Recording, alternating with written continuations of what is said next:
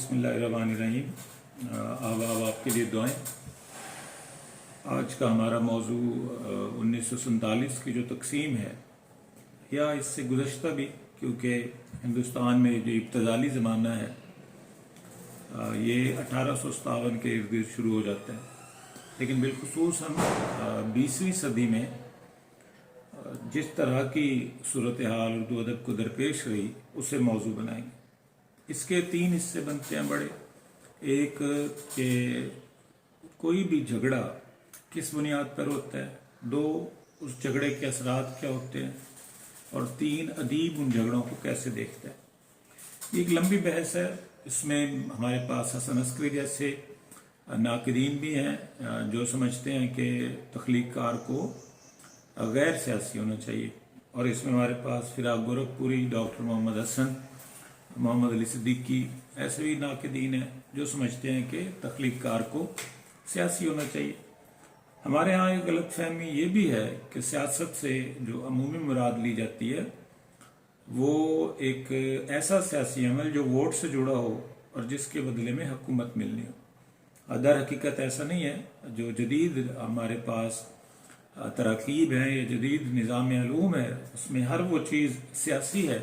जिसका ताल्लुक ज़िंदगी के साथ हो। गोया जीना एक सियासी अमल है। उठना, खाना पीना, घर के अफराद से गुफ्तगू करना, अपने मोहल्ले में रहना, मस्जिद में नमाज पढ़ने के लिए जाना, शादी अटेंड करना, नमाज जनाजा पे जाना, कर्ज के कोई भी जो कारगुजारी है आपकी रोज़मर्रा की, वो सियासी अमल शुमार की जाती है। इसलिए ये तो तय है कि चूँकि अदीब एक आम शख्स होता है और वो एक माशरे में रहता है, लोगों के साथ उठता बैठता है,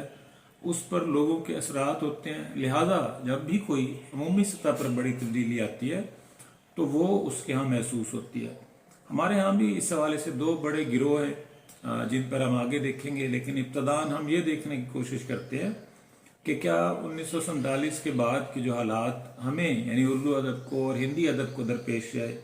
या बंगाली अदब को दरपेश रहे, क्या ऐसी सूरत हाल तारीख में भी किसी कौम को दरपेश रही है, या ये अपनी सतह का इनफरादी एक अमल है जो हिंदुस्तानी अक़वाम ने किया। तो हम देखते हैं कि कदीम ज़माने में लोगों ने कौमियत की बुनियाद पर, जोग्राफिया की बुनियाद पर, मसलक की बुनियाद पर, मज़ाहिब की बुनियाद पर एक दूसरे से जंगें लड़ी, और उन जंगों के नतीजे में बहुत बड़ी बड़ी शायरी भी की, रज़मियाँ लिखे, और ऐसा शेरी मवाद वजूद में आया जो उन अक़वाम की तारीफ़ व तौसीफ़ और जो उनके मुकाबिल हैं उनकी बुज़दली या उनकी कमज़ोरी और जो लिखने वाला है उसकी फतहयाबी के कारनामों पर मुश्तमिल था। यहाँ वाक़या थोड़ा मुख्तलिफ है 1947 के बाद। गो तारीख़ में भी ऐसे वाक़े मौजूद हैं। हम जब देखते हैं तो होमर की चीज़ें हमें कौमी तफाखुर के सिक की हामिल चीज़ें मिलती हैं। हमें वर्जल की नज़में, ऐसी नज़में मिलती हैं जिन पर कौमियत का एक लिबादा पहनाया गया और उसमें तफाखुर पाया जाता है। खुद जो हमारे यहाँ रसाई अदब है सारे का सारा, मरसिया है, वो भी एक तरह का एक कौम होने के बावजूद बहरहाल कौमी ही मसला था जिसमें 2 जो कबाइल हैं वो बाहम बरसरे पैकार हैं। ये तो ठीक है कि वो एक ही मज़हब के मानने वाले हैं, लेकिन ये सच नहीं है कि वो एक ही कौम के अफराद हैं, बल्कि वो मुख्तलिफ ख़ानदानों से हैं और उनके दरमियान जो झगड़ा है वो वही ज़मीन या हुकूमत या एक दूसरे के साथ गुफ्तगू का है। ये फ़रोई मसला है। फ़रोई इसलिए कि हमें इस पर बात नहीं करनी चाहिए क्योंकि ये नाजुक मसला है। ये कहना कि वाक़या करबला किसी ताकत के असूल के लिए वक़ूफ़ पज़ीर हुआ शायद दुरुस्त बात नहीं होगी। ये कहना कि वाक़या करबला में कोई 2 अफराद की कोशिश से हुआ वो भी दुरुस्त बात नहीं है। लेकिन ये हकीकत है कि इसमें कोई एक फरीक जो है उसके यहाँ कौमियत का तस्वूर या अपने आला होने का तस्वूर या ताकत पर कब्जा करने का तस्वूर बड़ा मजबूत था। तो अमूमन ज़मीन पर जो झगड़े होते हैं, जो इख्तलाफात होते हैं, जो जंगें बर्पा होती हैं, वो एक को अजीम और दूसरे को कमतर साबित करने के लिए, एक को बेहतर और दूसरे को कमज़ोर साबित करने के लिए, या जो हुकूमती अमूर है उन पर काबिज होने के लिए होती हैं। यह सिलसिला उर्दू की क्लासिकी शायरी में भी है। मुसफ़ी ने अपना घर बार छोड़ा शेर कहे, मीर ने घर बार छोड़ा शेर कहे, आतिश ने कहे, गालिब ने कहे। मीर का तो शेर बहुत मशहूर हुआ, मेरे तगय्युर हालात पर मत जा, मेरे तगय्युर हालात पर मत जा, इत्तफाकात हैं ज़माने के। क्योंकि मीर के बारे में कहा जाता है कि उनकी शायरी पर जो सबसे ज़्यादा असरात हैं वो हिंदुस्तान का जो दाखिली कर्ब है, उसके जो दाखिली हालात हैं, उसमें जो एक जंगी सूरत हाल है, उसका नतीजा है। अगर हम उन्हें उसको दुरुस्त मान लें, गो मीर के यहाँ दीगर मौज़ूआत भी बहुत ज़्यादा हैं, मीर के यहाँ रोमांटिसिज्म बहुत ज़्यादा है, मीर के यहाँ रोमानवियत है, औरत का तस्वुर है, औरत के वजूद का तस्वुर है, उसके जिस्म का तस्वुर है। लेकिन हमारे नाक़िदीन ने एक राय कायम की हुई है जो कि इज्तिमा की राय है कि मीर के यहाँ जो कौमियत का तस्वुर है, जो दिल्ली एक कौम को जाहिर करती है और दिल्ली पर जो हमला आवर है वो एक और कौम को जाहिर करते हैं। अब हिंदुस्तान में जो 1947 का वाक़या है, इसे तारीखी तनाजुर में देखा जाता है, और अगर इसको आप ईमानदारी से देखें तो ये कोई बाहमी जंग नहीं थी। जो पाकिस्तान का वजूद है और जो हिंदुस्तान और पाकिस्तान का अलग अलग होना है, ये कोई इख्तलाफ नहीं था, जंग नहीं थी, बल्कि ये खौफ था जो दोनों हरीफों की तरफ पाया जाता था। यही खौफ मुसलमानों के यहाँ था, अपने मजहब को लेकर, अपनी तहजीब को लेकर, अपने तमद्दुन को लेकर, अपनी जो मुख्तलिफ रिवायात हैं उन्हें लेकर, और इसी तरह का ही खौफ खुद इंडियंस के यहाँ, हिंदुओं के यहाँ भी पाया जाता था कि वो मुसलमानों को लेकर इनसिक्योर थे या खौफजदा थे। इसी खौफ का नतीजा था कि जब उन्हें ये यकीन हो चला कि अंग्रेज़ों ने इस मुल्क से चले जाना है, और ये सूरत हाल 1945 1946 तक मुकम्मल हो गई थी, बल्कि बाज़ मौरखीन का ये भी ख्याल है कि तकसीम का अमल 1947 के बजाय 1948 में होना था, और फिर बदलते हालात के साथ, बदलती सूरत हाल के साथ अंग्रेज़ों को अगस्त 1947 में जाना पड़ा, और यूँ यहाँ 2 मुल्क वकूफ़ पज़ीर हुए जो बाद में 3 हो गए। अब इन दोनों अक़वाम, अगर इन्हें आप 2 अक़वाम कर लें, अगर मज़हब की बुनियाद पर तकसीम कर लें, वो वक्त ने बताया कि तकसीम मज़हब की बुनियाद पर दुरुस्त होने की बजाय सकाफ़त की बुनियाद पर ज़्यादा दुरुस्त होती है। तो ये जो सकाफ़ती तकसीम है, इसमें दोनों गिरोह अमन व आशती से रहने के लिए ज़रूर तैयार हैं, लेकिन दोनों ही ये समझते हैं कि अगर वो साथ रहेंगे तो अमन व आशती के साथ नहीं रह सकते। इस सूरत हाल में भी अदब तख्लीक हुआ। आपको जो आखिरी ज़माने की गज़ल है जिसमें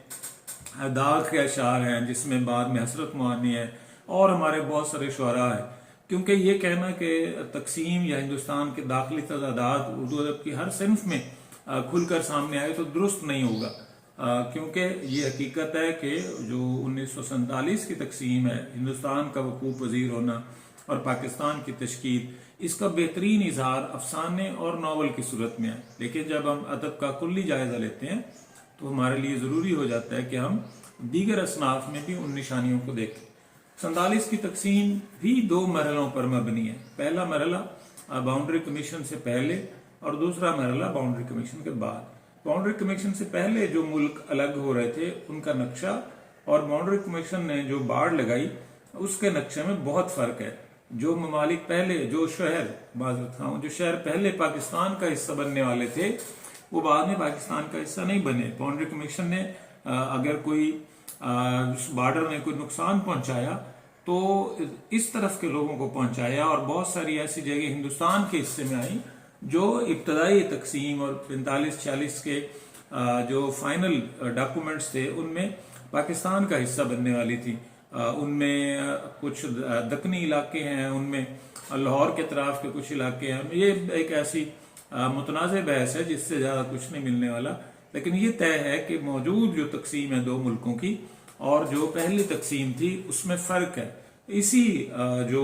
एक ला हासिल लड़ाई है, इसी लड़ाई का नतीजा हमें इंतज़ार हुसैन के आगे समंदर है में दिखाई देता है। लेकिन जो बड़ी अजीब सी बात है वो ये कि इंतज़ार हुसैन का जो अदब है, खा वो तकसीम के मामले में ही क्यों ना लिखा गया हो, वो अशराफियाई अदब है, आम आदमी का अदब नहीं है। उसमें आपको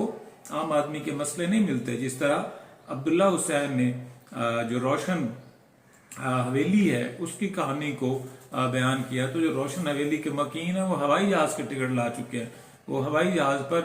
उड़ान भर कर नए मुल्क आना चाहते हैं, वो वहाँ पर खुद को गैर महफूज तस्वुर करते हैं, और उनके जो बुजुर्गान हैं, बड़े हैं, रोशन हवेली के वो इस मुहाजरत पर तैयार नहीं होते। ये वो बुनियादी मसला है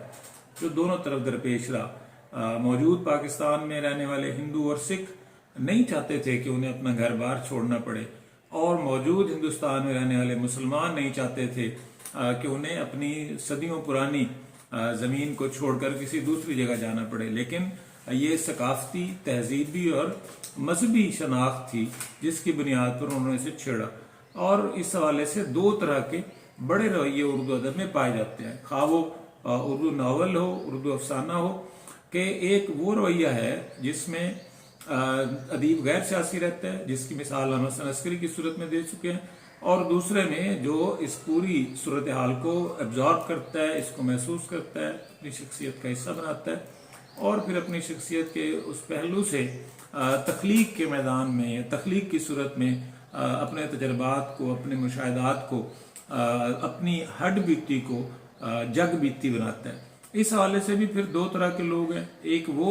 जिनके यहाँ अशराफियाई मामलात और उमरा की गुफ्तगू है, और उन्होंने ज़िंदगी में जो आम आदमी की हालत थी उससे नहीं देखा। इनमें इंतज़ार हुसैन है, इनमें कुरतुलैन हैदर हैं। यह इस तरह के लोग जो जिनकी तख्लीकी जो उठान है उस पर तो सवाल नहीं पैदा किया जा सकता, लेकिन ये हकीकत है कि इनके यहाँ जो तकसीम का मसला है वो उस तरह से नहीं है जिस तरह मंटो के यहाँ है, जिस तरह राजेंद्र सिंह बेदी के यहाँ है, जिस तरह कृष्ण चंद्र के यहाँ है, जिस तरह अहमद नदीम कासमी के यहाँ है, और बलवंत सिंह के यहाँ है, क्योंकि आजम करेवी के यहाँ है, क्योंकि मुतज़क्किरा बाला लोगों ने गलियों में होने वाली जो लूट खसूट है, जो कत्लो गारत है, जो अफरा तफरी है, और जिस तरह से दरीदा बदन और दरीदा दहन लोग घूमते फिरते थे, नंगी खवातीन थी, नंगे बच्चे थे, और खून से भरे हुए नदी नाले थे, और एक तरफ कटी पटी लाशें थी। उन लाशों को ना कुर्रत दिखा सकी है, ना ही इंतजार हुसैन दिखा सके हैं, और ना ही वो मखसूस अदीबों का काफिला दिखा सका है जो अशराफिया का नुमाइंदा था। यही वजह है कि नावल की दुनिया में हमें सिर्फ आंगन ही ऐसा नावल मिलता है जिसमें तकसीम के मामलात को ज्यादा बेहतरी से दिखाया गया, लेकिन यहाँ भी सूरत वही है कि वो एक अलामती नावल है जो जिसके एक दरख्त से तमाम शाखें और तमाम अखुए फूटते हैं। वहीं कांग्रेस है, वहीं मुस्लिम लीग है, वहीं नौजवान हैं, वहीं बुजुर्ग हैं, वहीं तलखी है, वहीं तुर्शी है, वहीं ज़मीन के साथ मोहब्बत है, और वहीं पाकिस्तान जाने की खुशियां मनाई जा रही हैं। इसके बरक्स जब हम अफसाने के मैदान में आते हैं तो हम देखते हैं मंटो का खोल दो, मंटो का मुजेल, ठंडा गोश्त, ये ऐसी कहानियां हैं जिससे वाघा बॉर्डर और दीगर जगहों पर जो ऐसे कैंप थे रजाकारों के जो तकसीम के बाद आने वाले लोगों को लुटे पुटे काफिलों की रहनुमाई कर रहे थे, तो उस रहनुमाई के पर्दे में क्या कुछ हो रहा था उसको दिखाते हैं। वो आजम करेवी हो, अमृता प्रीतम की तहरीरें हों, उसका नावल पिंजर हो, इन सब चीज़ों में आपको ज़्यादा वजाहत के साथ दिखाई देता है। इसके मामूली शेड्स, किसी हद तक शेड्स हमारी शायरी में भी हैं। गो फैज़ के यहाँ वो शेड नहीं है, लेकिन अहमद नदीम कासमी के यहाँ वो शेड पाए जाते हैं, ज़हीर काश्मीरी के यहाँ पाए जाते हैं, कयूम नज़र के यहाँ पाए जाते हैं। लेकिन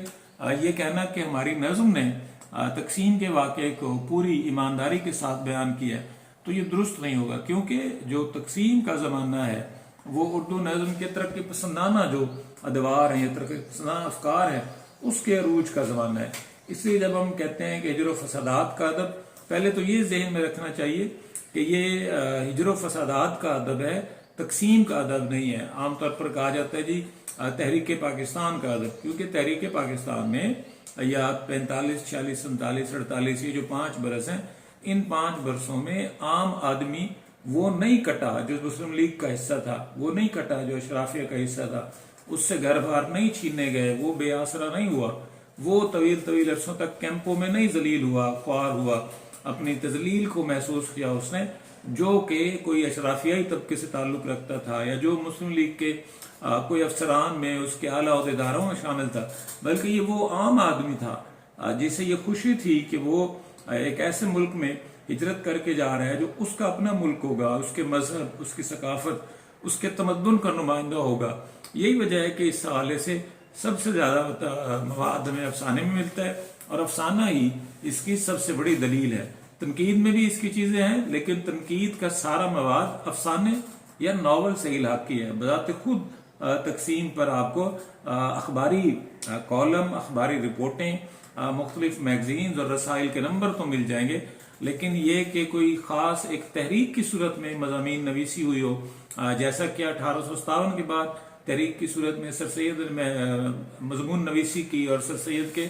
जो रुफका हैं उन्होंने मजमून पर तवज्जो दी, तो 47 के इर्द गिर्द ऐसी कोई सूरत नजर नहीं आती। ये जरूर है कि जो अफसाना या जो नावल तकसीम के पस मंजर में लिखा गया, हिजरत के पस मंजर में लिखा गया और हिजरत के दौरान पेश आने वाले फसादात के पस मंजर में लिखा गया,